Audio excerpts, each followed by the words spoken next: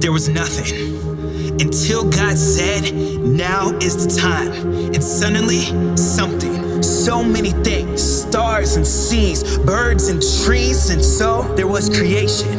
Until God said, now is the time. And suddenly, a man, a woman, shaped in his image, made from the earth in his breath, separated by sin nonetheless. And so there were humans. Until God said, now is the time. And suddenly, a savior, a baby, a son, sent to reunite us and to save everyone. Until God says again, now is the time. On Sunday morning, the alarm goes off. Working a 9 to 5, but at what cost? Staring at our phones, looking for a picture to post and doze off. Just to let everyone think we're all right. All the while wondering, is there more to life? We're walking out paces with all the other stranger faces, checking off the things that make us good people. Treat others equal, don't be deceitful, but is there more to life?